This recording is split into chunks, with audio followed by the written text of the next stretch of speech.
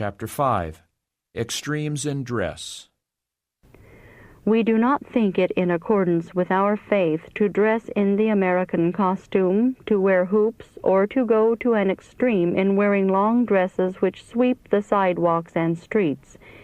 If women would wear their dresses so as to clear the filth of the streets an inch or two, their dresses would be modest, and they could be kept clean much more easily, and would wear longer. Such a dress would be in accordance with our faith.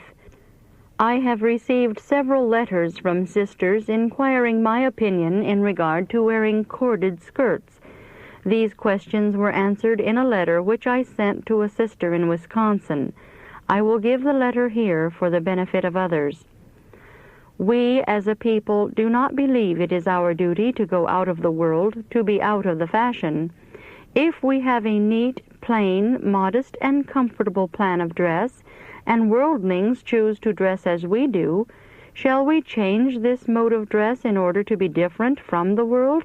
No, we should not be odd or singular in our dress for the sake of differing from the world, lest they despise us for so doing. Christians are the light of the world, the salt of the earth. Their dress should be neat and modest, their conversation chaste and heavenly, and their deportment blameless. How shall we dress? If any wore heavy quilts before the introduction of hoops merely for show and not for comfort, they sinned against themselves by injuring their health, which it is their duty to preserve. If any wear them now merely to look like hoops, they commit sin, for they are seeking to imitate a fashion which is disgraceful. Corded skirts were worn before hoops were introduced. I have worn a light corded skirt since I was 14 years of age, not for show, but for comfort and decency. Because hoops were introduced, I did not lay off my corded skirt for them. Shall I now throw it aside because of the fashion of hoops that is introduced? No, that would be carrying the matter to an extreme.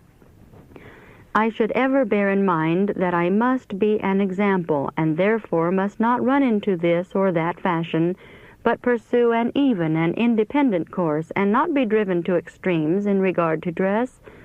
To throw off my corded skirt that was always modest and comfortable, and put on a thin cotton skirt and thus appear ridiculous in the other extreme, would be wrong, for then I would not set a right example, but would put an argument into the mouths of hoop wearers. To justify themselves for wearing hoops, they would point to me as one who does not wear them, and say that they would not disgrace themselves in that way. By going to such extremes, we would destroy all the influence which we might otherwise have had, and lead the wearers of hoops to justify their course. We must dress modestly, without the least regard to the hoop fashion. There is a medium position in these things. Oh, that we all might wisely find that position and keep it. In this solemn time, let us all search our own hearts, repent of our own sins, and humble ourselves before God. The work is between God and our own souls. It is an individual work, and all will have enough to do without criticizing the dress, actions, and motives of their brethren and sisters. Seek ye the Lord, all ye meek of the earth, which have wrought his judgment. Seek righteousness, seek meekness. It may be ye shall be hid in the day of the Lord's anger. Here is our work.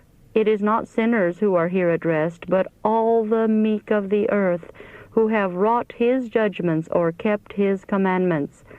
There is work for everyone, and if all will obey, we shall see sweet union in the ranks of Sabbath keepers." Unquote.